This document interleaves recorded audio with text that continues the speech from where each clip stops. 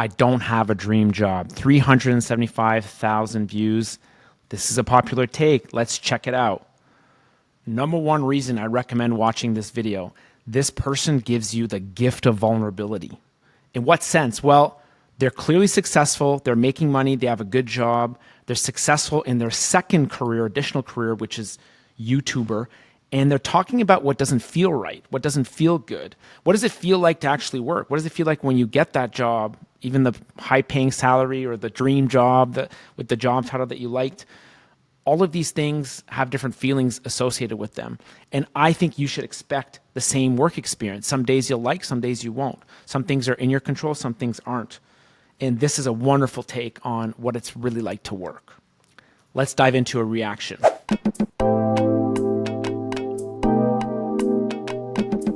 So as you guys can tell by the title, I don't really have a dream job. And I've been thinking about this a lot lately. And I feel like technically I'm supposed to be like living the dream, right? Like I did everything right in terms of like societal standards, right? Like I went to college because I grew up thinking that college was like the only option. I went to major in psychology, I remember, and everyone told me that psychology was not going to make me any money, so I switched over to marketing. It's too bad that people told her she wouldn't make money in psychology. There are plenty of well-paying fields in psychology. I did industrial organizational psychology. That's the psychology of work that pays really well. So there are opportunities connected with psychology that pay well if you look for them. So I switched over to marketing and I now work for one of the biggest corporations in the world, and I make a lot of money. Like I make good money for someone coming out of college. I have a nice apartment. I'm able to afford trips and the things that I want and clothes that I want. And I'm very grateful to be in the position that I'm in, but I feel like I'm supposed to be happy. I really thought that once I got here, I would be satisfied, but I'm not. I'm supposed to be happy. What a difficult life experience. You had a dream job, you had expectations, you show up, and then you're like, oh, this is not what I thought. This is not a mistake. This is not an error. She's not alone. This happens to a lot of people.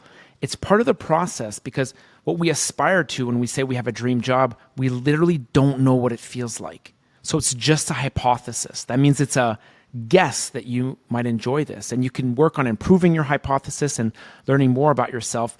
But this is not an exception. It's not a mistake. She didn't mess up. That's how careers are supposed to work. You want something, you try it out, and you adjust along the way.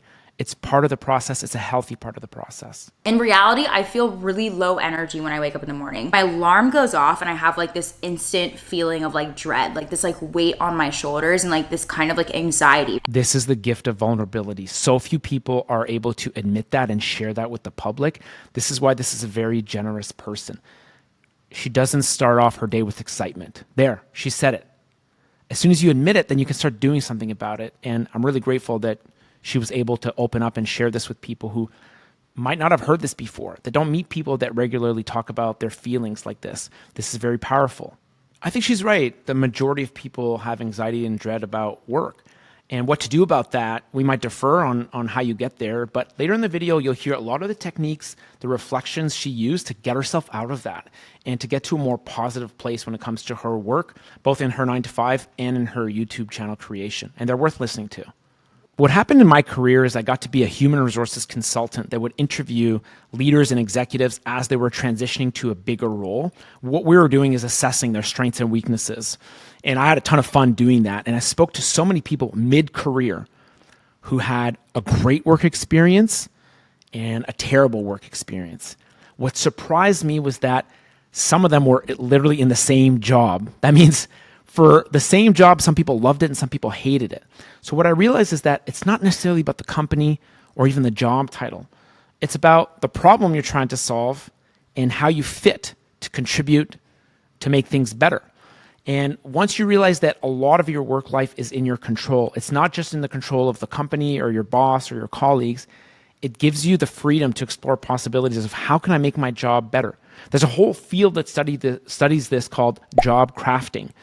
And what you'll hear later in this video are ideas about what you can change about your day-to-day experience of work that can make you happier. And sometimes that can be the difference between a dream job and a job that you hate. I know for me in college, I learned that you deal with stress and you deal with being overproductive by drinking. Like I know for me, I've seen some of these smartest people numb themselves with drugs and alcohol on a daily basis to deal with how stressed they feel and how much pressure they put themselves under in order to be successful. And a lot of people, even if they're not doing drugs or drinking all the time, a lot of times people will turn to escapism in order to ignore what's actually going on in the world. She nails this take on escapism, whether it's drugs, alcohol, even caffeine, or Netflix binge watching.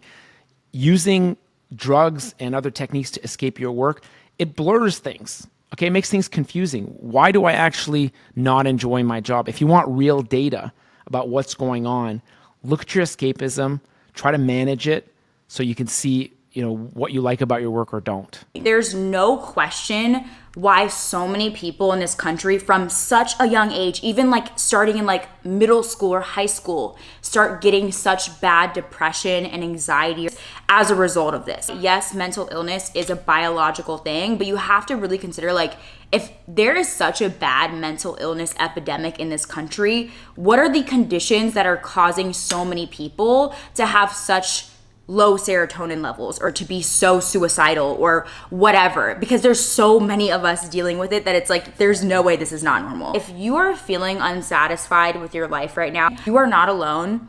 It's not natural, and there's a reason why so many of us feel this way. This is a good breakdown. And when she says you're not alone if you're unsatisfied with your day or with your life, that's got to be so comforting to many people who are having this experience, and they might feel like they're not supposed to. Everything's supposed to be dreamy and perfect. It's not. So I like how she normalizes that. What she'll detail next are some of the conditions of why things are like this, and she might talk about capitalism. These are good things to know. You need to be aware of that. On this channel, I focus mostly on what you can do about it. So there needs to be a balance, right? Like, you might not change capitalism immediately in the next 90 days through your own individual impact, but you might be able to change your own experience of it. And doing specific things around that will give you much more empowerment than maybe trying to work on things you can't change yet. She's questioning the embedded messages about what success is supposed to look like.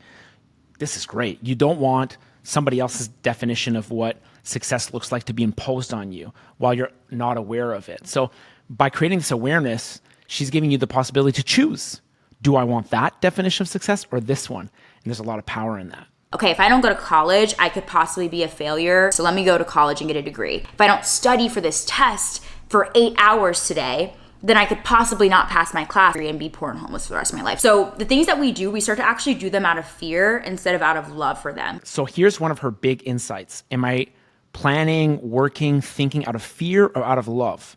And pay attention to where she goes next, because she uses this model to figure out, okay, what should I do? What should I change? Like, I don't want to live and wake up every day in fear that if I don't log into my job and answer some emails today, then I might be homeless for the rest of my life. And again, it's not so direct, but that's what it really comes from, right? Because again, it's seeping into your psyche. And for me, as I think about what I really want to be spending my days doing, I don't have a dream job. I don't want to have to spend the rest of my life working so I can travel twice a year. I want to make content that helps people and inspires people. I want to pursue fashion and help style people. Dream job needs to be defined. A lot of people would look at her and say, you're super successful on YouTube. You're about to make this your dream job anyway. So I don't have a dream job. It depends on your definition of it. So what I encourage you to do is really think about what your purpose is, but think about it in terms of not a job. Don't even think about it like in terms of like income. If you like this approach, what's your purpose? Check out our other video on how to find your purpose. But whatever your purpose is, or whatever you feel like your purpose is right now, try not to think of it from a fear-based mentality. Whatever it is that you're supposed to be doing, as corny as this sounds, the universe is going to conspire to help you get there. For me, I knew that I wanted to do content for a really long time. So for a long time, when I got my 9-to-5 job, I was making content, but I was kind of doing it like out of fear. Because I was like, okay, how can I get out of my 9-to-5 as quickly as possible by making money from my YouTube channels? I've had a similar experience than her, noticing, am I working out of fear or out of love? Fear is, my company's Spark Path is going to fail, we're not going to make it, and then you do things very reactively or defensively. That can only get you so far. What about working out of love? Another mindset I've had around this is scarcity versus abundance. A scarcity mindset about careers would say, there's so few jobs, corporations are evil, if I get paid well, I won't enjoy what I do. These are not things to ignore. Some people have this lived experience for work, but what do you believe is true? What if you believed in an abundance mindset? There are so many places I can work that need me. There's so many companies making a difference in the world that I believe in. And if I was there, I could contribute. This is an abundance mindset. There's lots of jobs that are great for me out there, and it's up to me to go find one or create one. The people who approach their job search and their educational path through a scarcity mindset are going to behave differently than the ones who approach it through an abundance mindset. I'm not saying go out and manifest. That's the only way you'll be successful. But what you believe in fundamentally matters. And you'll see that in the example she gives about fear-based work versus love-based work. And at some point at the end of 2020, I started to let go of that fear. And I finally started making content that I felt like was actually serving my purpose. I started making content that I actually really was passionate about, like fashion. She let go of fear and she started making content that would truly serve her purpose. That sounds beautiful. So whatever it is that you want to do, whether it be traveling the world or doing social media full time, or even if you want to just go live on a farm and grow some plants somewhere, do whatever it is in your power to pursue it. And while it sucks that a lot of us are in positions that we don't want to be in because we've been convinced that we have to be, like if we're in college because we feel like we had to go, and now we're in student loan debt, and then you have to work a 9-to-5 to pay off your debt. It sucks. It's a shitty position to be in. But I encourage you to still try to make as much room as possible for whatever it is that you're passionate about. And again, do those things without fear. You have to be present and you cannot rush the process, because again, if it's something that you actually love and it's something that is serving the greater purpose of this universe, it will work out. Okay, I get why some viewers might be confused here, because the title of the video is I don't have a dream job, and then at the end she says make more room for passion. I think one way to reconcile those two ideas is that they're not mutually exclusive. There's so much that we agree on in this video. Maybe one piece that's a little tricky is the word job. Job title. We all strive to get that big job title to make it fit into 9-to-5. Or even if we have that hustle project, we want that to be defined as a job. It might not be the best umbrella term for what you do. Maybe for you it's more about purpose. I don't even think career works, but job title, labor, if these are words that don't resonate with you, think about other words. What's the impact you want to have? What feels meaningful to you? What feels purposeful to you? You can think about the skills and the strengths that you want to use. Work is about more than a job or a job title. If you free yourself from the shackle of that job or job title, it might create exciting new possibilities for you to explore. Everything will come naturally. You don't have to have a dream way of monetizing your life. You can live whatever life you want. So do things every day to be present and to be aware of what's going on. Meditate, work out, journal, read. Do what you have to do to stay awake and stay conscious of what's going on in this world. Don't become a zombie and be a victim to your own reality if you don't like the job that you're working in. I love this take. Be present, be aware, be conscious. You can tell that she got very good at noticing, which is a great skill. She's noticing her own work experience. She's noticing the messages that she's receiving. She's noticing how people work. This noticing, this presence, that adds purpose, and it gives you a lot of power to decide what you want to do next, what you want to keep doing, what you want to do differently. And I think that's an empowering way to approach your working life, is through this presence and through this purpose. For me, I'm really learning this year that I don't have to live in fear. I don't have to work a job that I hate. I don't have to work any job for the rest of my life. I can just do what makes me happy and things can work out. But the only way that I can do that is if I'm present in the moment and I stop trying to escape my own reality. And I know for a fact that if you're watching this video and you're still here to the end, that this is speaking to you and that you are willing and able to do the same. Let's take a look at the comments. Diary of a Caro. I feel the same way. I'm 16 and people always ask me what I'm going to be and literally have no idea. It's so overwhelming because I don't want to end up doing something that doesn't bring me joy. Well, first of all, of course you don't know what you want to do at 16. You only know 10 or 20 job titles, maybe 50. I don't know. But there's 40,000 out there. I get why you would feel overwhelmed. I get why you would operate from a fear-based place. I'm scared of doing something that won't bring me joy. Here's what I recommend. Number one, go explore. Not through the lens of job titles, but your first job is to find out what's out there. And the best way to do that is to find problems that you want to solve in the world and then look at what companies are out there working on that. That's going to give you a new list of job titles because you'll look at who works there. What are they doing? You might discover something you never knew existed. And then if you talk to those people, find out what brings them joy. Who are the happy ones? Who are the unhappy ones? And what do you need to do to actually enjoy that work? How can you get there? At 16, this is way better career advice than, plan on hating your work life or go for your dream job. Those are two black and white approaches that really won't work for most people. 3 big takeaways for me here are: number 1, the gift of vulnerability. Her discussion about her own mental state, what she likes, what she doesn't like, her reflection on what do I actually really want, that's a powerful example of what it's like to make a purposeful work life. Okay, you got to think about these things on your own, and you're going to hear these reflections in real time about what's working, what's not working, what you need to change.